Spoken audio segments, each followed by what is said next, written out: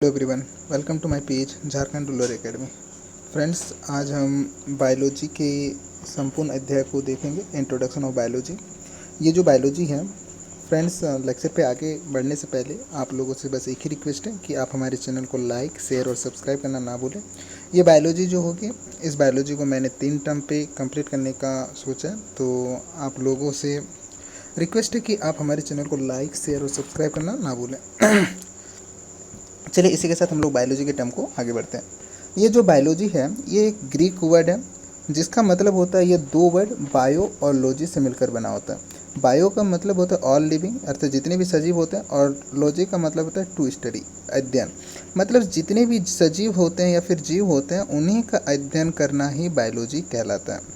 ये जो बायोलॉजी का वर्ड है, ये वर्ड लेमार्क और ट्रेविनर्स के द्वारा 1802 में दिया गया था। ठीक है। अब बात करेंगे फादर ऑफ बायोलॉजी, जीव विज्ञान के पितामह या जनक जो है, उन्हें हम एरिस्टोटल को कहा जाता है, अरस्तु को कहा जाता है। ब्रांचेज ऑफ बायोलॉजी की बात करें तो इसकी बहुत ज़्यादा ब्रांचेस होती है, 55 ब्रांचेज से भी ज़्यादा ब्रांचेज होती है। पर उन ब्रांचेज में जो हमारे सवाल बनते हैं वो 4 ही ब्रांचेज से आते हैं। एक जूलॉजी, दूसरा बॉटनी, तीसरा माइक्रोबायोलॉजी और चौथा जेनेटिक्स। जूलॉजी यानी जंतु विज्ञान, बॉटनी यानी वनस्पति विज्ञान और माइक्रोबायोलॉजी यानी सूक्ष्म विज्ञान, जीव विज्ञान। जेनेटिक्स को हम आनुवांशिकी भी कहते हैं। अब आगे बात करेंगे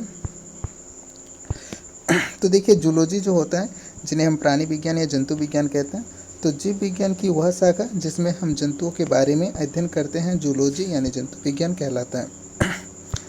फादर ऑफ जूलॉजी की बात करेंगे तो एरिस्टोटल, अरस्तु को फादर ऑफ जूलॉजी कहा जाता है, क्योंकि इन्होंने एक बुक हिस्टोरिया ऑफ एनिमिलिया लिखी थी और इसी बुक में उन्होंने 500 से अधिक जीवों के बारे में बताया था। इस कारण इन्हें फादर ऑफ जूलॉजी भी कहा जाता है।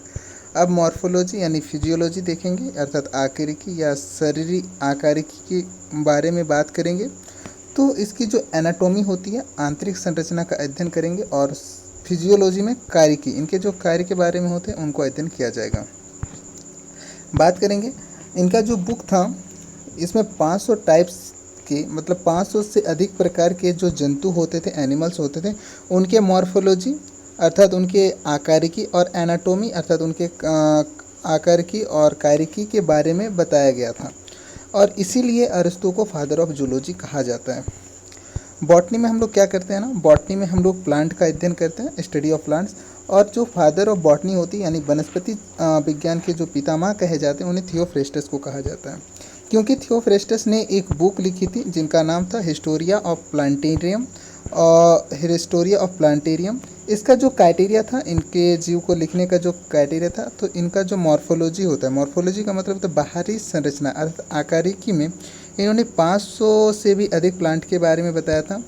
अब तीसरी ब्रांच जो थी, जिन्हें हम लोग माइक्रोबायोलॉजी कहते हैं, यहाँ पे जो माइक्रोबायोलॉजी था, इसमें हम लोग स्टडी करते हैं माइक्रोब्स यानी छोटे छोटे सूक्ष्म जीवों की, जैसे वायरस, बैक्टीरिया, इनके हम अध्ययन करते हैं। फादर ऑफ माइक्रोबायोलॉजी की बात करेंगे तो लुवेनहॉक को फादर ऑफ माइक्रोबायोलॉजी के लिए कहा जाता है, क्योंकि इन्होंने बैक्टीरिया अर्थात जीवाणु की खोज की थी। अब जीवाणु की खोज जो थी लुवेनहॉक ने की थी। अब बात करेंगे जेनेटिक्स की, तो जेनेटिक्स को हम आनुवांशिकी कहते हैं।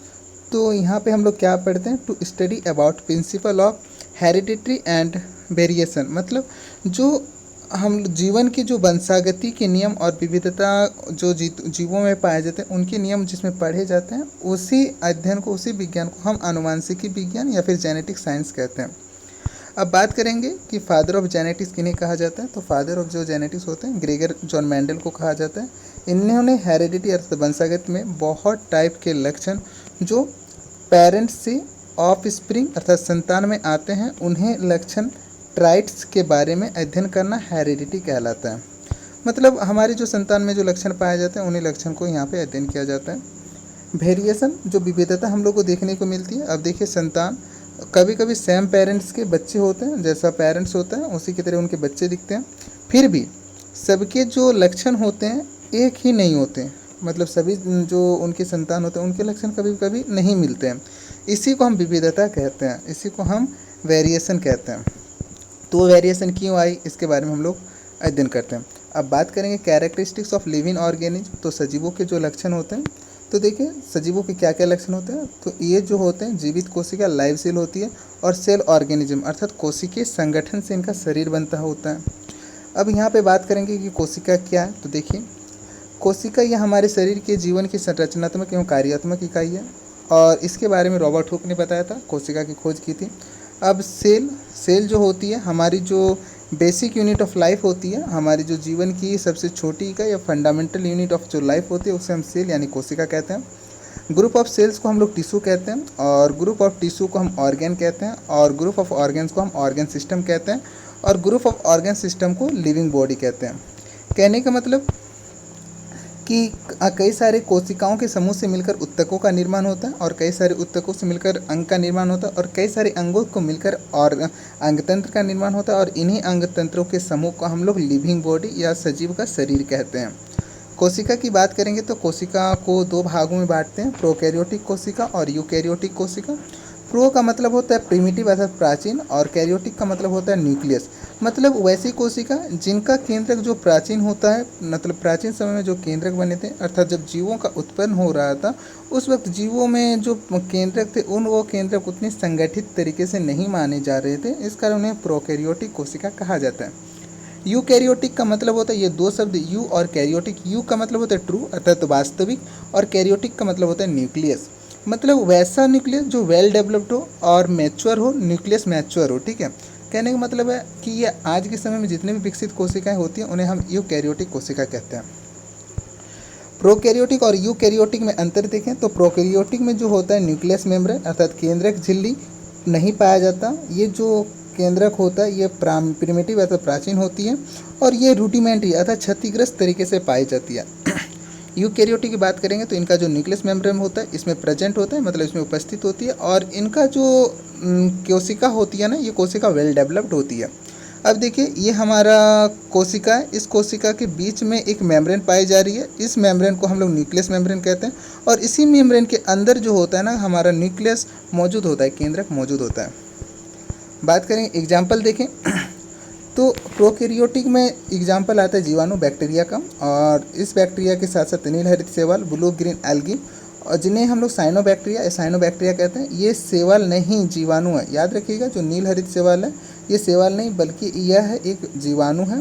इसके कुछ गुण जो होते हैं शैवाल वाले होते हैं, कुछ गुण, बाकी सारे गुण जो होते हैं बैक्टीरिया वाले होते हैं, इस कारण इसे हम लोग प्रोकैरियोटिक कोशिका में रखते हैं। अब यूकैरियोटिक कोशिका में देखिए कवक की जितनी कोशिकाएं होती है, शैवाल की कोशिका, पादप कोशिका और जंतु कोशिका जो होती है यूकैरियोटिक कोशिकाएं कहा जाता है। बैक्टीरिया को हम एल्गी यानी शैवाल, इसके बारे में देखेंगे तो जब बहुत सारे बैक्टीरिया बने तो जीवाणुओं का इवोल्यूशन अर्थात विकास जब हो गया तब जीवाणु आगे चलकर शैवाल में कन्वर्ट हो गए। उन्हीं बैक्टीरिया को हम नील हरित शैवाल यानी ब्लू ग्रीन एल्गी कहते हैं। मतलब ये जो बैक्टीरिया है आगे चल के कैसे शैवाल बना, तो सबसे पहले शैवाल बनने के क्रम में पहले नील हरित शैवाल बने और इसी नील हरित शैवाल आगे विकास करके शैवाल का रूप धारण करते हैं। ठीक है, अब ब्लू ग्रीन एल्गी के बारे में कहते हैं तो ये जो ब्लू ग्रीन एल्गी होती है ना, ये कनेक्टिव लिंक होती है, मतलब संयोजक कड़ी बोल सकते हैं। किनके बीच, जीवाणु और शैवालों के बीच जो संयोजक कड़ी होती है उसे संयोजक कड़ी को हम लोग ब्लू ग्रीन एल्गी अर्थात नील हरित शैवाल कहते हैं। आगे बात करेंगे ऑर्गेनिज्म अर्थात जीव के आधार पे कोशिका को दो भागों में बांटा गया, एक यूनिसेलुलर दूसरा मल्टी सेलुलर। यूनिसेलुलर की बात करेंगे, यूनिसेलुलर को हम एक कोशिका कहते हैं और मल्टी सेलुलर को हम बहुत सारी कोशिका कहते हैं। यूनिसेलुलर में बात देखें तो यूनिसेलुलर में वैसी कोशिका जो एक ही सेल की बनी होती है, एक ही कोशिका की बनी होती है, उसे यूनिसेलुलर कहते हैं। इसमें जीवाणु, नील हरित शैवाल, प्रोटोजोआ आते हैं। बहुत सारी कोशिका में मतलब बहुत सारी कोशिका से मिलकर बनी होती है, इस कारण इसे हम लोग बहुकोशिकीय जीव कहते हैं। इसमें शैवाल, कवक, पादप और जंतु आते हैं, जितने भी जंतु, मानव, जानवर, मछली, बहुत सारे जंतु इसमें आते हैं। आगे बात करेंगे प्रोटोप्लाज्म की, जीव द्रव्य की बात करते हैं तो ये मैंने कक्षा 9 के वीडियो में आपने बताया था कि प्रोटोप्लाज्म क्या होता है। तो सबसे पहले केंद्रक की खोज होती है, केंद्र के बाद सबसे पहले कोशिका की खोज होती है 1665 में, उसके बाद 1831 में केंद्रक की खोज होती है। उसी केंद्रक की खोज के बाद दो वैज्ञानिक आते हैं, एक दुजार्दिन, वो बताते हैं कि इस केंद्रक के बीच कुछ तरल पदार्थ होते हैं। तो इसी के बारे में जब पुरकिंजे अध्ययन करते हैं तो वो बताते हैं कि 1869 में कि इसके अंदर जो लिक्विड पदार्थ है उस लिक्विड पदार्थ का नाम प्रोटोप्लाज्म अर्थात जीवद्रव्य रखा जाता है। मतलब कोई कोशिका है, इस कोशिका के भीतर केंद्रक होता है और इस केंद्रक के चारों ओर कोई ना कोई एक तरल पदार्थ तैर रहा होता है। इसी तरल पदार्थ को उन्होंने जीव द्रव्य माना। कोशिका की झिल्ली के अंदर द्रव्य को जीव द्रव्य कहते हैं, यानी ये जो होता है लिक्विड और सॉलिड दोनों रूप में होता है, इस कारण इसे सेमी लिक्विड भी कहा जाता है। अब देखें यहाँ पे अध्ययन में बताया गया, ये हमारी केंद्रक हो गई। इस केंद्रक, ये केंद्रक होगी, इसके अंदर जो छोटा पार्ट दिखा रहा है, और ये जो ऊपर में रहा ये केंद्रक की झिल्ली होगी, ठीक है ना, जिसे हम न्यूक्लियस मेम्ब्रेन कहते हैं। और इसके अंदर जो छोटे छोटे कण दिखे हैं पर, इनमें से एक कण जो होता है वो राइबोसोम बना होता है। ये जो राइबोसोम होता है हमारी अंतद्रव्य जालिका के अंदर बनती है। ये अंतद्रव्य जालिका दो प्रकार की होती है, एक होती है चिकनी अंतद्रव्य जालिका और दूसरी होती है खुदरी अंतद्रव्य जालिका। जो खुदरी अंतद्रव्य जालिका होती है उसके जो अंदर छोटे छोटे कोशिका के अंग पाए जाते हैं, उन्हीं अंगों में राइबोसोम का विकास होता है और इसी में प्रोटीन का संश्लेषण भी होता है।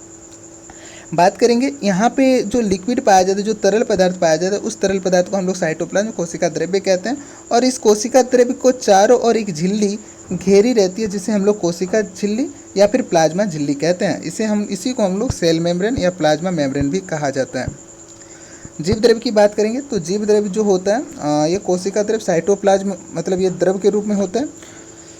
इसमें देखिए कोशिका द्रव्य अर्थात लिक्विड रूप में रहेगी, इसके अंदर कोशिकांग होंगे। कोशिकांग में देखेंगे आप मिलेगा mitochondria, lysosome, ribosome, endoplasmic reticulum, ER, ये सारे के सारे सॉलिड रूप में होते हैं। और इसी में यहाँ पे देखिए जो कोशिका द्रव्य होगा वो लिक्विड में होगा और कोशिकांग जो होता है ये सॉलिड रूप में होता है। इस कारण इसे हम जीव द्रव्य कहते हैं और जीव द्रव्य जो होता है सेमी लिक्विड फॉर्म में होता है। कोशिकांग जो होती है, कुछ कोशिकांग सॉलिड रूप में रहती है, जैविक भी होती है और सक्रिय भी होती है। आगे देखेंगे, इसी कारण बोला गया है कि जीवद्रव्य जो होता है वो सेमी लिक्विड का बना होता है। जीवद्रव्य की बात करें तो यह एक जीवन का भौतिक आधार है, जिसको बताया था जूलियस हैक्सली ने। इसकी खोज पुरकिंजे ने की थी। अभी बताएं कि पुरकिंजे नामक वैज्ञानिक ने 1869 में इसकी खोज करते हैं, ठीक है। लेकिन इसके पहले, सबसे पहले सिर्फ पुरकिंजे ने इनका नामांकन किया था, लेकिन इसकी जो खोज हुई थी ये डुजार्डिन नामक वैज्ञानिक ने की थी। इसको थोड़ा ध्यान रखिएगा। आगे है मेटाबॉलिज्म। तो कोशिका के अंदर भी बहुत सारी क्रियाएँ होती हैं जिन्हें हम लोग मेटाबॉलिज्म यानी उपापचयन, यानी अपचयन और उपचयन दोनों की क्रिया होती है। ये जो जैविक क्रियाएं होती है या फिर वाइटल एक्टिविटीज़ होती है, तो वे क्रियाएं जो हमारी सेल्स के अंदर हो रही है, मतलब हमारे सेल के अंदर बहुत सारी क्रियाएं होती रहती है, जिन्हीं को हम लोग जैविक क्रिया कहते हैं। जैसे खाना खाते हैं तो वह अंदर अपने अंदर कैसे एनर्जी को रिफॉर्म कर लेते हैं या फिर बदल देते हैं, एनर्जी को कैसे बदलते हैं, तो ये सारी क्रियाएँ जैविक क्रिया कहलाती हैं। वो कैसे श्वसन करते हैं, ये भी जैविक क्रिया कहलाती है। मेटाबॉलिज्म में यानी उपापचयन में देखिए दिन में वह सारी रिएक्शन जो हमारे शरीर के अंदर हो रही है उपापचयन क्रिया कहलाती है, तथा यह प्रोसेस मेटाबॉलिज्म अर्थात उपापचयन कहलाता है। बायोकेमिकल रिएक्शन देखें तो जैसे कि हम लोग डाइजेशन का प्रोसेस, जैसे ही पाचन का प्रोसेस में जो भोजन हमने बड़ा खाया है उसके छोटे छोटे मॉलिक्यूल्स में कन्वर्ट करते हैं, यही केमिकल रिएक्शन है जिसकी सहायता से ये पॉसिबल होता है। अब देखिए ये जो हम लोग खाना के कण खाएं यानी डाइजेशन में ये सारे कण को, जैसे हमारा डाइजेशन होता है, ये डाइजेशन होने के बाद ये छोटे कणों में टूट जाता है, जो हमारा शरीर अपने विकास के लिए प्रयोग करता है। आगे देखेंगे तो लिविंग के शरीर में होते हैं, ये जो डाइजेशन जो होता है लिविंग के शरीर में होता है, इसलिए बायोकेमिकल रिएक्शन या को हम मेटाबॉलिज्म रिएक्शन भी कहते हैं। ये जो मेटाबॉलिज्म रिएक्शन होता है ये दो तरीके से होता है, एक होता है उपचयन यानी एनाबॉलिज्म, दूसरा होता है अपचयन यानी कैटाबॉलिज्म। एनाबॉलिज्म में क्या होता है, वो केमिकल और मेटाबॉलिक रिएक्शन जिसमें छोटे छोटे पार्टिकल्स आपस में जुड़कर एक बड़ा पार्टिकल्स बना देते हैं। यानी याद रखिएगा यहाँ पे छोटे छोटे कण आपस में जुड़ के एक बड़ा कण बना देते हैं। और यहाँ पे अपचयन में क्या होता है, वे केमिकल या मेटाबॉलिक रिएक्शन जिसमें बड़ा पार्टिकल छोटे छोटे पार्टिकल में टूट जाते हैं। ये देखिए बड़ा पार्टिकल ये छोटे छोटे पार्टिकल में टूट रहे हैं। आगे बात करेंगे तो यहाँ पे क्या होगा ना, यहाँ पे देखिएगा सिंथेसिस यानी संश्लेषण की जो प्रक्रिया होती है, तो संश्लेषण की प्रक्रिया में संश्लेषण की प्रक्रिया में अपचयन होता है और ब्रेक डाउन यानी टूटने की प्रक्रिया में उपचयन होता है। तो अमीनो एसिड जो होता है बेसिक यूनिट ऑफ प्रोटीन होता है और विटामिन डी जो होता है, इसमें आप देखिएगा कि यहाँ पे छोटे छोटे जो कण होते हैं आपस में जुड़कर एक बड़े मॉलिक्यूल का निर्माण करते हैं। और यहाँ पे देखिए डाइजेशन में क्या होता है ना, बड़ा मॉलिक्यूल छोटे छोटे मॉलिक्यूल में टूट जाता है। और इस डाइजेशन के लिए जो प्रक्रिया काम आती है उसे हम रेस्पिरेशन यानी श्वसन कहते हैं, और दूसरा एक्सक्रिएशन यानी उत्सर्जन की प्रक्रिया भी इसमें सम्मिलित होती है। आगे बात करेंगे न्यूट्रिशन की। तो हम बहुत सारे टाइप के पार्टिकल्स, कार्बोहाइड्रेट, प्रोटीन, वसा, खनिज खाते हैं। शरीर के मस्कल्स में नए प्रोडक्ट का संश्लेषण कर देते हैं। तो न्यूट्रिशन अर्थात पोषण में क्या होता है ना, पोषण के लिए हम लोगों को बहुत सारे पोषक तत्वों की आवश्यकता होती है। ये पोषक तत्व कार्बोहाइड्रेट, प्रोटीन, वसा, खनिज लवणों के रूप में हम खाते हैं। तो शरीर में जो मसल्स होता है, इस मसल्स में नए प्रोडक्ट का संश्लेषण करके क्या होता है ना, हमारे शरीर का विकास करता है, हमारे शरीर वृद्धि करता है। ठीक है ना। यहाँ पे देखिए, जैसे ग्लूकोज से ग्लाइकोजन बना, ये तो ग्लूकोज क्या है ना, प्रोटीन है, और इसी से अमीनो एसिड बना। तो काफ़ी सारे प्रोटीन आपस में मिलकर अमीनो एसिड का निर्माण करते हैं, जैसे ग्लूकोज से मिलकर ग्लाइकोजन का निर्माण होता है। आगे बात करेंगे रेस्पिरेशन की, यानी श्वसन। तो श्वसन में देखेंगे, सांस लेने को हम ब्रीदिंग कहते हैं। सिर्फ सांस लेने को और छोड़ने को हम लोग ब्रीदिंग करते हैं। तो ये ब्रीदिंग दो तरीके से होता है, एक उच्छ्वास, एक होता है निश्वास। मतलब सांस लेते हैं तो उच्छ्वास, और सांस छोड़ते हैं तो निश्वास कहा जाता है। हम जो भी खाना खाते हैं, उस खाने को एनर्जी का रिलीज होना रेस्पिरेशन कहलाता है। मतलब जो हम लोग खाना खाते हैं, उस खाने को छोटे छोटे फॉर्मों में टूटना, ताकि हमारे शरीर उस खाने को सही प्रयोग में ले, उसके लिए रेस्पिरेशन, उसके लिए जो आवश्यक क्रिया होती है ना, वही आवश्यक क्रिया रेस्पिरेशन यानी श्वसन कहलाती है। जैसे C6H12O6 ये हमारा ग्लूकोज है। जब हम रेस्पिरेशन करते हैं तो ऑक्सीजन हमारे शरीर के अंदर आता है। तो ये रेस्पिरेशन करने की प्रक्रिया के दौरान ये कार्बन डाइऑक्साइड और जल और कई सारे ATP अणु, यानी टोटल देखा जाए तो 36 ATP अणु में टूट जाते हैं। ये ATP क्या होता है ना, ATP का पूरा नाम होता है एडिनोसिन ट्राइफॉस्फेट। ATP का पूरा नाम होता है एडिनोसिन ट्राइफॉस्फेट। ठीक है। अब देखिए, अगर सांस नहीं लेंगे तो यह ATP दैट इज एनर्जी नहीं बनेगी, जिस कारण सेल्स काम नहीं करेगी और सेल मर जाएगी। इस कारण हम लोग सेल ना मरे, इसी कारण हम लोगों को रेस्पिरेशन यानी श्वसन की आवश्यकता होती है। सेल से ही टिश्यू का निर्माण होता है, टिश्यू से ही ऑर्गन का निर्माण होता है। अगर सेल मर जाएगी तो टिश्यू नहीं बनेगा, और टिश्यू नहीं बनेगी तो ऑर्गन का भी निर्माण कैसे हो पाएगा। तो इसलिए जीवित रहने के लिए हमें रेस्पिरेशन जरूरी होता है। ATP की पूरा बात करें तो ATP का पूरा नाम होता है एडिनोसिन ट्राइफॉस्फेट। इसे करेंसी ऑफ ह्यूमन बॉडी भी कहते हैं, यानी मानव शरीर की जो करेंसी होती है, उस करेंसी को हम लोग ATP पे मापते हैं।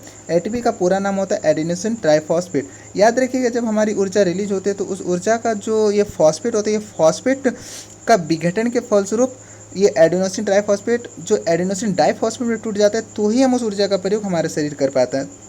ठीक है। आगे बात करेंगे ATP में क्या होता है ना, एक ATP बराबर 7.3 किलो कैलोरी पर मोल होता है। रेस्पिरेशन में दो तरीके के प्रोसेस होते हैं, एक कैटाबॉलिक प्रोसेस, एक होता है कॉम्प्लेक्स फॉर्म। ये कैटाबॉलिक्स और कॉम्प्लेक्स फॉर्म का मतलब होता है कि जटिल अणुओं को सरल अणुओं में तोड़ देना, जटिल अणुओं को सरल अणुओं में तोड़ देता। ठीक है। अब बात करेंगे न्यूट्रिशन अर्थात पोषण की। तो पांचवा है न्यूट्रिशन। तो देखिए, ऊर्जा बनाने के लिए हमारे शरीर में बाहर से जितनी भी तत्व लिए जाते हैं, उससे पोषक तत्व कहा जाता है, और ये प्रक्रिया पोषण प्रक्रिया कहलाती है। ठीक है। अब ये जो पोषण होता है, ये दो प्रकार के लिए होता है। आप देखिए, यहाँ पे दो प्रकार के बताया गया। तो दो प्रकार कौन कौन सा, एक होता है स्वपोषी पोषण और दूसरा होता है परपोषी पोषण। ठीक है। इसके अलावा भी होता है, एक होता है विषमपोषी पोषण, एक होता है स्वपोषी विषमपोषी पोषण। ठीक है।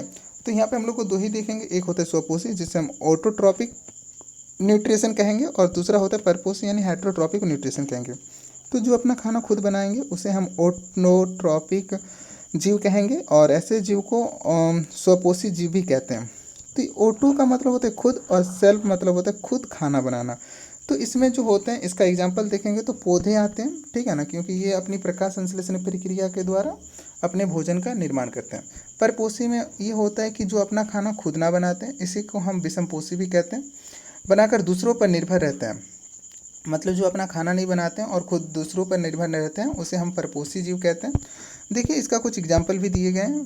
अब एग्जाम्पल में देखेंगे तो जानवर, कवक, परजीवी, ये सारे क्या होते हैं ना, परपोषी जीव होते हैं। और यहाँ पे देखिए, यहाँ पे बताया गया पौधे, क्योंकि पौधा क्या होता है, प्रकाश संश्लेषण की प्रक्रिया के द्वारा ग्लूकोज प्राप्त करते हैं। शैवाल भी आते हैं और यूग्लिना भी आते हैं, क्योंकि यूग्लिना भी क्या है ना, एक पादप ही है। इसमें भी प्रकाश संश्लेषण की प्रक्रिया होती है। अगला आता है छठा, एक्सक्रिएशन, जिसे हम उत्सर्जन कहते हैं। ये उत्सर्जन क्यों होता है ना, इसमें कैटाबोलिक अर्थात अपचयन की प्रक्रिया होती है। अपचयन और उपचयन अभी हम पढ़े थे, तो इसमें अपचयन की प्रक्रिया होती है। आप थोड़ा पीछे जाके देख सकते हैं कि अपचयन क्या होता है, मैंने बताया। आगे बात करेंगे, हमारे शरीर से व्यर्थ पदार्थों को बाहर निकालने की प्रक्रिया को उत्सर्जन कहते हैं। अब दूसरा आता है रिप्रोडक्शन, जिन्हें हम लोग प्रजनन कहते हैं। तो प्रजनन में क्या होता है, अपनी जैसी जाति का निर्माण करना ही प्रजनन कहलाता है। इसमें लैंगिक जनन और अलैंगिक जनन दोनों होता है। लैंगिक को हम लोग सेक्सुअल कहते हैं और अलैंगिक को एसेक्सुअल कहते हैं। ये लैंगिक और अलैंगिक जनन क्या होता है, तो ध्यान से देखिएगा। वैसा प्रजनन जिसमें जो लैंगिक अंगों के द्वारा हो उसे हम लैंगिक जनन कहते हैं। इसमें देखिए शुक्राणु जो पुरुष वाले पोर्शन से और अंडाणु मादा वाले पोर्शन से निकलकर युग्मनज का निर्माण करती है। मतलब यहाँ पे याद रखिएगा कि जनन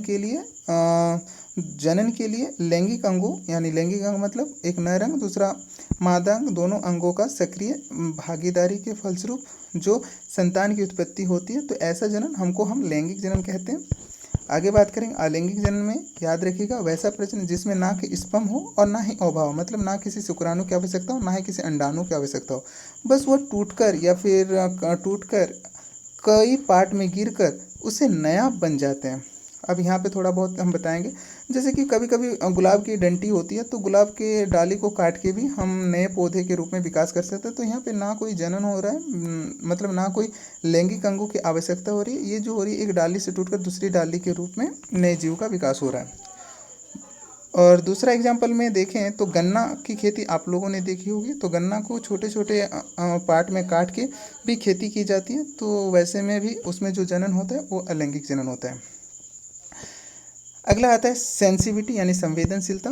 तो संवेदनशीलता क्या होता है ना, सेंसरी ऑर्गन्स होना चाहिए। ये सेंसरी ऑर्गन क्या होती है ना, ह्यूमन में बोला जाता है 5 सेंस ऑर्गन होते हैं और सिर्फ ह्यूमन बींग्स में 5 सेंस ऑर्गन होते हैं, जबकि जानवर में 6 सेंस ऑर्गन्स होते हैं। ये जो 6 सेंस ऑर्गन होते हैं जानवरों में, इसी 6 सेंस ऑर्गन के कारण जानवर जो होता है सबसे पहले उन्हें सूचना मिल जाती है कि कहीं भूकंप आ रही हो, तो वो इधर उधर थोड़ा भागने कूदने लगते हैं। सांप बिल से बाहर निकल आते हैं, गाय घोड़े उनमें हलचल देखने को मिलती है, पक्षियाँ चहचहा उठती हैं। तो ये छठा जो सेंस ऑर्गन है वो सिर्फ जानवरों में पाई जाती है, जबकि मानव में ओनली 5 सेंस ऑर्गन ही सम्मिलित होते हैं।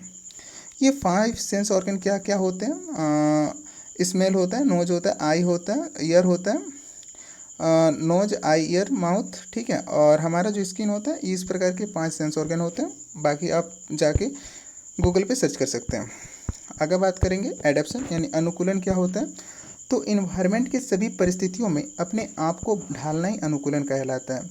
तो हमारा जो पर्यावरण होता है उस पर्यावरण में सभी परिस्थितियों में, चाहे गर्मी हो, बरसात हो, ठंडा हो, सारी परिस्थितियों में अपने आप को ढाल लेना, अपने आप को वहाँ पे रहने के अनुकूल बना लेना ही अनुकूलन कहलाता है। अब लाइफ साइकिल के बारे में बात करेंगे, जीवन चक्र के बारे में। तो देखिए ये लाइफ साइकिल होता क्या है, जैसे नर से निकला शुक्राणु और मादा वाले भाग यानी फीमेल से निकला ओवा यानी अंडाणु, ये दोनों आपस में सम्मिलित होकर क्या करते हैं ना, जायगोट यानी युग्मनज का निर्माण करते हैं। और इसी युग्मनज को हम लोग क्या कहते हैं, एक सेल यानी प्रथम कोशिका। तो मानव की जो प्रथम कोशिका होती है ना स्पर्म होती है ना ही ओवा होती है, प्रथम कोशिका जिसे होती है उसे हम जायगोट कहते हैं। इसी जायगोट के माध्यम से इसी जायगोट आगे विकास करके एम्ब्रियो का निर्माण करता है। एम्ब्रियो मतलब भ्रूण का निर्माण होता है, और इसी भ्रूण जब माँ के गर्भ यानी फेटस में जाके व्यवस्थित हो जाता है, और यहीं फेटस में आगे चलकर यहीं पे न्यू बॉर्न बेबी अर्थात नवजात शिशु का विकास होता है। और यही शिशु आगे चलकर चाइल्डहुड यानी बाल्यावस्था में पहुंचता है, फिर बाल्यावस्था से प्यूबर्टी एज यानी किशोरावस्था में, फिर किशोरावस्था से एडल्ट वाली एज यानी वयस्क में, और फिर वयस्क के बाद ओल्ड वाली एज, और ओल्ड के बाद बुढ़ापा के बाद उसकी अंततः मृत्यु हो जाती है। और मृत्यु होने के बाद फिर वो मिट्टी में मिल जाता है। उसके बाद फिर वही प्रक्रिया आगे चलती रहती है। अब आगे बात करेंगे, यही 10 कैरेक्टर ही लिविंग ऑर्गेनिज्म की पहचान है। यहाँ पे जो 10 कैरेक्टर बताए गए यही लिविंग ऑर्गेनिज्म अर्थात जीवित कोशिका की पहचान होती है। अब अगला लेसन है जंतु का वर्गीकरण, कैसे हम लोग जंतुओं का वर्गीकरण किए। Classification of animal kingdom.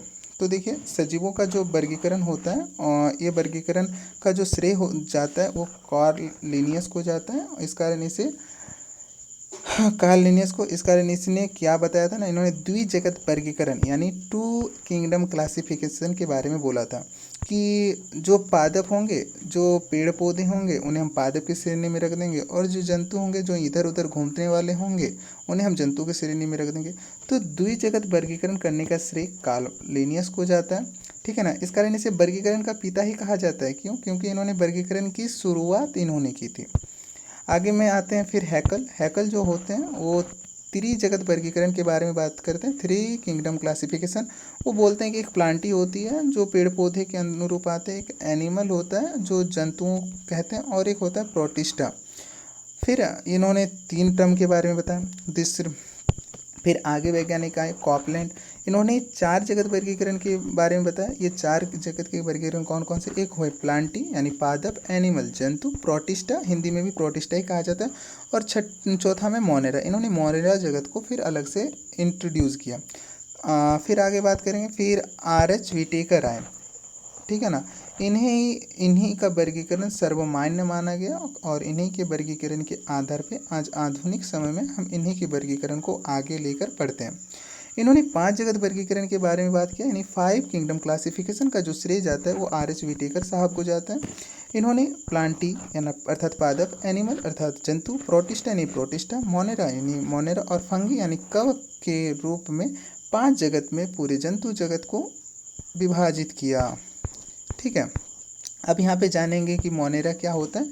तो मोनेरा ऐसे जीव जिनके शरीर का निर्माण प्रोकैरियोटिक सेल से मिलकर बना होता है। तो प्रोकैरियोटिक सेल से मिलकर बने हुए जीव को हम मोनेरा कहते हैं। प्रोकैरियोटिक यानी प्राचीन यानी आदिम कोशिका, जिसमें जो होता था न्यूक्लियस मेम्ब्रेन का अभाव होता था, उन अभाव से जिनकी शरीर का निर्माण होता है उन्हें हम मोनेरा जगत के अंतर्गत रखते हैं। प्रोकैरियोटिक में क्या होता था? ना न्यूक्लियर मेम्ब्रेन का अभाव होता था, नहीं पाया जाता था, इमेच्योर होता था, अपरिपक्व होता था, रूडिमेंट्री होता था अर्थात क्षतिग्रस्त होता था, टूटा फूटा होता था। इसके अंदर जो होते थे कोशिकांग नहीं पाए जाते थे, सेल ऑर्गेनेली एब्सेंट रहता था, जैसे mitochondria, lysosome, endoplasmic reticulum, chloroplast, Golgi का, ये सारे के सारे जो कोशिका के अंगक होते थे वो नहीं पाए जाते थे। सिर्फ इसमें एक अंगक पाया जाता था, वो था राइबोसोम, ठीक है। आगे बात करेंगे। उपरोक्त लिखित सारे कैरेक्टर वाले जीवों को मोनेरा में रखा गया। तो इस तरह के जो जीव होते थे उसे हम लोग मोनेरा में रखे थे। तो याद रखिएगा, मोनेरा ऐसा जीव होता था जो प्रोकैरियोटिक सेल से ही विकास कर रहा था, और प्रोकैरियोटिक के जितने भी लक्षण थे वो सारे लक्षण इसमें आते हैं। अब बात करेंगे प्लांटी, एनिमल या फंगी और प्रोटिस्टा की। तो देखिए, ये ऐसे जीव हैं जिनके शरीर का निर्माण यूकैरियोटिक अर्थात ट्रू न्यूक्लियस से अर्थात वास्तविक केंद्रक से मिलकर हुआ है, या फिर यूकैरियोटिक सेल से मिलकर बना होता है। उसे हम क्या कहते हैं ना, उसी कोशिका से मिलकर प्लांटी का निर्माण होता है, एनिमिलिया का निर्माण होता है, फंगी का निर्माण होता है, और प्रोटिस्टा का निर्माण होता है। यूकैरियोटिक सेल्स की बात करें तो देखिए, यूकैरियोटिक सेल्स के बारे में अभी हम पढ़े थे कि ये ऐसे सेल्स होते हैं जिनके अंदर केंद्रक के चारों तरफ झिल्ली पाई जाती है, जिसे हम लोग केंद्रक झिल्ली कहते हैं। न्यूक्लियस मेम्ब्रेन इंग्लिश में कहा जाता है, जैसे माइटोकॉन्ड्रिया, राइबोसोम, लाइसोसोम और एंडोप्लाज्मिक रेटिकुलम, इसमें सारे के सारे कोशिका के अंग मौजूद होते हैं। इस कारण इसे मैच्योर सेल अर्थात परिपक्व कोशिका भी कहा जाता है। इनके अंदर जो होता है न्यूक्लियर मेम्ब्रेन भी पाया जाता है। आगे बात करेंगे जीव। तो ऑर्गेनिज्म को हम लोग 2 भागों में बांटे थे। एक था यूनिसेलुलर, जिन्हें हम लोग हिंदी में एक कोशिकीय जीव, और दूसरा था मल्टीसेलुलर, जिन्हें हम लोग बहुकोशिकीय जीव कहते हैं। यूनिसेलुलर का मतलब होता था कि वैसा जीव जो एक ही कोशिका का बना होता है यानी सिंगल सेल का बना होता है, उसे हम यूनिसेलुलर कहते हैं। इसमें आते हैं आपका अमीबा, यूग्लिना, पैरामीशियम आदि सारे जीव यूनिसेलुलर के अंतर्गत आते हैं। मल्टीसेलुलर में बहुत सारे सेल से बने हुए होते हैं। इसके अंदर बहुत सारे सेल मिलकर बने होते हैं, ठीक है। जैसे कुत्ता, हाथी, बैल, गधा, जितने भी विकसित जानवर होते हैं वो सारे के सारे मल्टी सेलुलर में आते हैं। आगे बात करेंगे मोनेरा। तो देखिए, मोनेरा को अभी हम बोलें कि ये जो है प्रोकैरियोटिक ऑर्गेनिज्म अर्थात प्रोकैरियोटिक कोशिकाओं से मिलकर जो जीव बने उन्हें हम मोनेरा में रखेंगे, और ये जीव भी एक कोशिकीय ही होते हैं। प्रोटिस्टा की बात करेंगे तो याद रखिएगा, प्रोटिस्टा जो होता है यूकैरियोटिक होता है, और यह एक कोशिका अर्थात यूनिसेलुलर का बना होता है। फंगी, प्लांटी और एनिमिलिया ये सारे के सारे जो होते हैं यूकैरियोटिक होते हैं, और ये बहुकोशिकीय होते हैं। याद रखिएगा, फंगी, प्लांटी और एनिमिलिया ये तो यूकैरियोटिक सेल से बने होते हैं, परंतु ये सारे के सारे मल्टी सेलुलर होते हैं।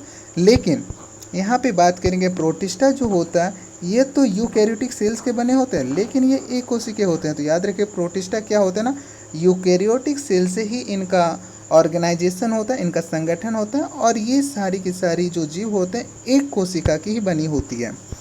फंगी की बात करेंगे, प्लांटी की बात करेंगे और एनिमिलिया की बात करें तो मल्टी सेलुलर होता है, यूकैरियोटिक कोशिका से मिलकर बना होता है।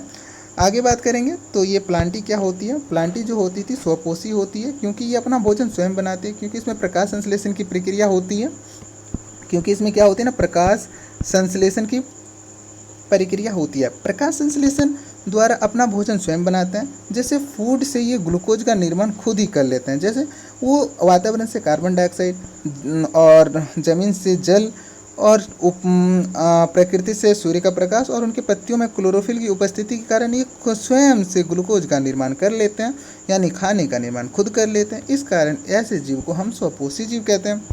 फंगी और एनिमिलिया की बात करेंगे, ये दोनों के दोनों परपोषी होते हैं, यानी हेटेरोट्रॉपिक होते हैं, अर्थात दूसरों का खाना खाने वाले होते हैं। बात करेंगे फंगी, फंगी जो होता है परपोषी होता है, हेटेरोट्रॉपिक होता है, ये सेफरोफाइटिक यानी मृतोपजीवी होते हैं, अर्थात अपना एंजाइम बाहर निकाल देता है, ब्रेक डाउन होने के बाद उसे खा लेता है। पाचन जो होता है शरीर के बाहर, पाचन शरीर के बाहर होता है, याद रखिएगा। ये जो फंगी होती है मृतोपजीवी होते हैं, ठीक है, और इनका जो विकास होता है किसी सड़े गले जीवों पे ऊपर होता है या सड़े गले पदार्थों के बीच होता है, और इनका जो पाचन होता है शरीर के बाहर ही होता है। अगला है एनिमिलिया। एनिमिलिया को हम लोग परपोषी कहते हैं, क्योंकि ये जो होते हैं होलोजोइक होते हैं। क्यों होलोजोइक होते हैं? क्योंकि इसमें देखिए अंतग्रहण होता है, अर्थात खाना को निगलना अंतग्रहण कहलाता है, फिर वो उसी खाने का पाचन होता है जिसे हम लोग डाइजेशन कहते हैं, फिर आगे चलकर ये खाना अवशोषित होता है ताकि शरीर की क्रिया विधि सही रूप से हो पाए, और फिर स्वांगीकरण होता है, मतलब कहाँ पे किस मात्रा में कौन से पोषक तत्व की आवश्यकता है ये शरीर अपने अनुसार भेजता है, जिसे स्वांगीकरण कहते हैं। फिर जो अपाचित भोजन होता है उसे शरीर के बाहर निकाल दिया जाता है, जिसे उत्सर्जन यानी एक्सक्रिएशन कहा जाता है। आगे बात करेंगे जंतु जगत का वर्गीकरण किस हिसाब से किया जाता है। जितने भी जंतु जगत हैं वो यूकैरियोटिक कोशिका के बने होते हैं, और ये सारे के सारे बहुकोशिकीय होते हैं, और इसमें ये भी परपोषी होता है, और इसमें ये भी होलोजोइक होता है, और इसमें 5 स्टेप्स होते हैं। आगे बात करेंगे जंतु जगत को देखें। जंतु जगत को 11 संघों में बांटा गया है। 11 संघ यानी ग्रुप या फाइलम में बांटा गया। ये 11 संघ कौन कौन से? पहला आता है पोरीफेरा। पोरीफेरा जो होता है 2 वर्ड से बना है, पोर्स और बियरिंग, ठीक है ना। ये पोर्स का मतलब होता है छिद्र, ठीक है। आगे बात करेंगे ऐसा जानवर जिनके शरीर के अंदर छिद्र अथवा पोर्स हो पोरीफेरा फाइलम कहलाता है। मतलब जिन जीवों के शरीर में छिद्र पाए जाते हैं उन्हें हम लोग पोरीफेरा संघ के अंतर्गत रखते हैं। अब इस पोरीफेरा में क्या होता है तो देखिए, ये सिर्फ एक्वेटिक एरिया में पाए जाते हैं। एक्वेटिक मतलब जलीय क्षेत्रों में ही सिर्फ पाए जाते हैं। अब देखिए इसके अंदर छोटे छोटे छोटे छोटे छोटे छोटे बहुत छोटे छोटे छिद्र होते हैं, और ये बाहर की ओर इस तरह दिखते हैं, ठीक है। दूसरा आता है निडीरिया। निडीरिया मतलब पोरीफेरा का कुछ विकास हो जाने वाले को निडीरिया कहा जाता है। जैसे पोरीफेरा का थोड़ा बहुत विकास हुआ तो वो निडीरिया कहलाए। अब यहाँ पे निडोब्लास्ट अर्थात जहर होता है। एग्जाम्पल जो होती है जेलीफिश। जेलीफिश जो होती है निडीफेरा का उदाहरण होती है, ठीक है। आगे आते हैं टेनोफेरा। टेनोफेरा में इसमें क्या होता है ना, ये रात में चमकते हैं और इसी कारण इसे लाइट इमिट करते हैं। जब रात को चमकते हैं तो लाइट जो होता है इमिट करता है, मतलब लाइट करता है वो जीवों पर, इस कारण इसे टीनोफेरा कहा जाता है। आगे बात करेंगे प्लेटी हेलमेंथिज। तो प्लेटी हेलमेंथिज क्या होते हैं ना, ये चपटे हुए टेप वॉर्म की तरह होते हैं। टेप वॉर्म शरीर के अंदर बहुत छोटे छोटे जीवाणु होते हैं जिन्हें टेप वॉर्म कहा जाता है। तो ये चपटे होते हैं और टेप वॉर्म की तरह ही कार्य करते हैं, जिन्हें हम लोग प्लेटी हेलमेंथिज कहते हैं।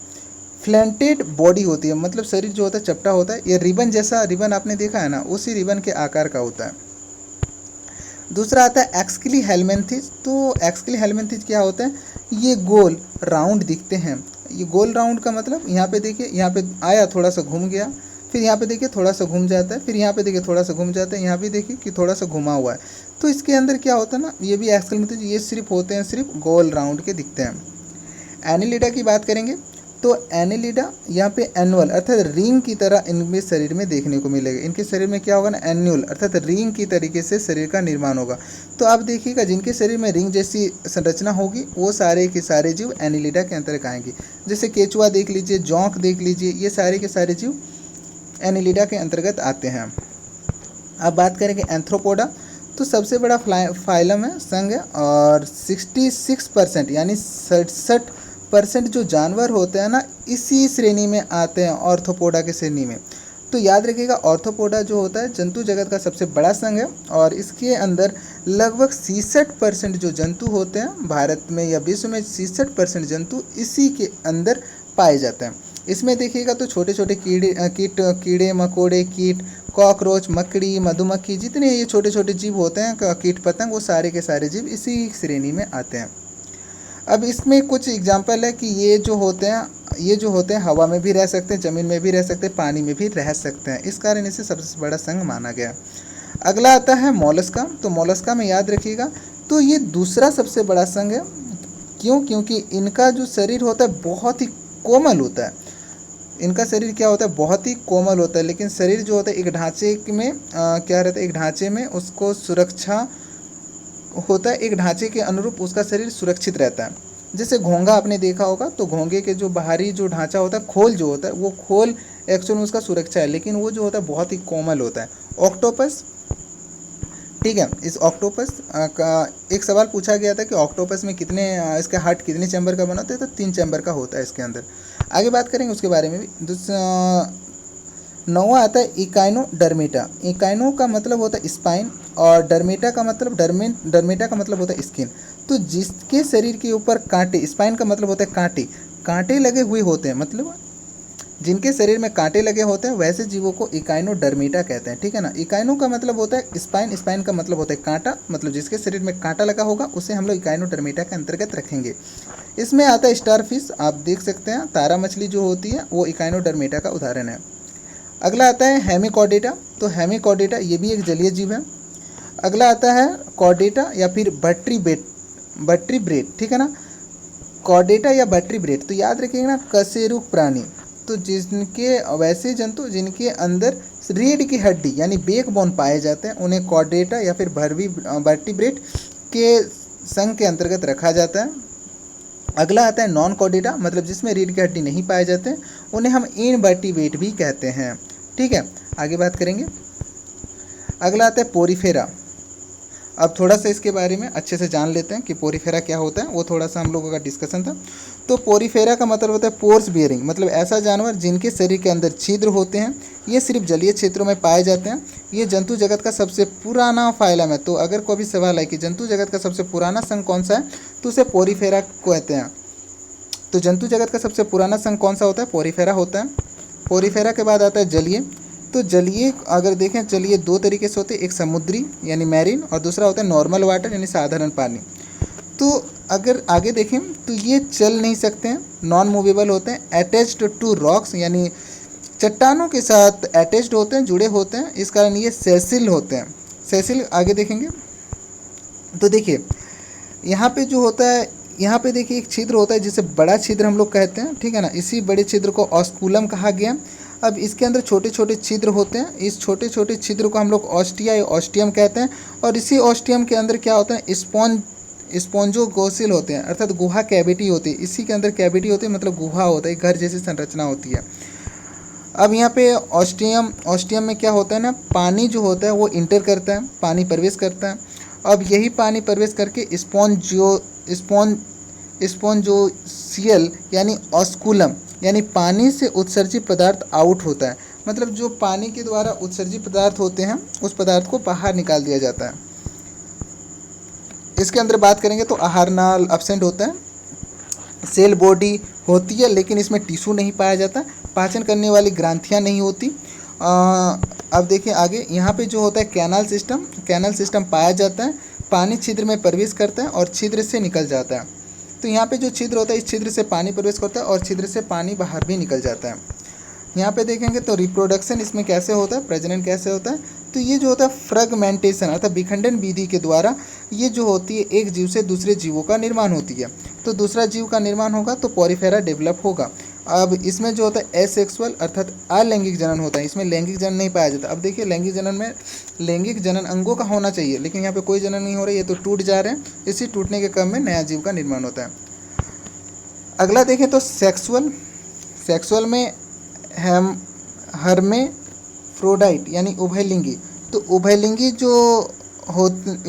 जो जंतु होते हैं उसमें क्या होता है ना, एक में मेल सेक्स ऑर्गन होता है और दूसरा फीमेल सेक्स ऑर्गन, दोनों ऑर्गन एक ही जंतु में पाए जाते हैं, उसे हम लोग उभयलिंगी जंतु कहते हैं। अर्थात देखिए आगे यहाँ पे क्लियर बताया गया कि एक ही जीव के ऊपर दोनों मेल और फीमेल सेक्स ऑर्गन होते हैं, उन्हें हम लोग उभयलिंगी जंतु या फिर हर्मेफ्रोडाइट एनिमल्स कहा जाता है या फिर ऑर्गेनिज्म कहा जाता है। इसमें क्या होता है ना, मेल गैमेट भी होता है और फीमेल गैमेट भी होता है। इन्हीं दोनों के द्वारा फर्टिलाइजेशन अर्थात निषेचन की प्रक्रिया पूर्ण होती है। देखिए यहाँ पे स्पॉन्जिला यानी साइकोन स्पेयर और स्पॉन्जिला यानी बाथ स्पॉन्ज। हम लोग जो घर पे बर्तन धोया जाता है उसमें भी देखिएगा उसका जो स्पॉन्ज होता है जिससे कि बर्तन धोया जाता है, उस स्पंज में देखिएगा छू के देखिएगा तो उसके अंदर कितने छोटे छोटे पोर होते हैं, कितने छोटे छोटे छिद्र होते हैं। उसे दबाएंगे तो एकदम छोटा कर सकते हैं पकड़ के, और फिर धोने के टाइम उसमें कैसे पानी को सोख लिया जाता है। तो स्पॉन्जिला में उसी तरीके के सारी चीज़ों को देखने में मिलेंगे और ये कि सारे के सारे समुद्र में पाए जाने वाले जीव होते हैं। अब यहाँ पे देखिए वुडन स्किड, ये लकड़ी के साथ जुड़ी हुई रहती है। इसके अंदर छोटे छोटे छिद्र होते हैं और इसी छिद्र के अंदर पानी प्रवेश करता है, फिर इसी छिद्र के द्वारा पानी बाहर निकल जाता है। ठीक है ना। अगर दूसरा आता है निडेरिया, तो निडेरिया जो होता है ये दूसरा संघ है। इस फाइलम के जीव दो फॉर्म में रहते हैं। ये दो फॉर्म कौन कौन सा है, एक होता है मेडूसा, दूसरा होता है पॉलिप। मेडूसा का मतलब होता है मोटाइल यानी जो मूव कर सकते हो, जो चल फिर सकते हैं। मूवेबल मतलब जो चल फिर सकते हैं। पेलिफ का मतलब होता है नॉन मोटाइल, जो चल नहीं सकते या फिर चल फिर नहीं सकते। इसमें उदाहरण देखें तो चल सकते उसमें जेलीफिश आता है, और जो चल नहीं सकते उसमें हाइड्रा एक लेंथ होती है 1 सेंटीमीटर की, वो चल नहीं सकते। आप देखिएगा हाइड्रा में जो होता है मुकुलन विधि के द्वारा प्रजनन होता है। दूसरा आता है, अगला पॉइंट आता है नीडोब्लास्ट यानी जहरीली कोशिकाएं पाई जाती हैं। यहाँ पे जो होते हैं नीडोब्लास्ट मतलब जहरीली कोशिकाएं पाई जाती है। किसमें, निडेरिया में। ताजे पानी यानी झील नदियाँ में पाए जाते हैं। कोई भी उत्सर्जी कोशिका नहीं पाए जाते हैं। जनरल बॉडी सरफेस देखें तो अमोनिया रिलीज करने वाले ये जीव होते हैं।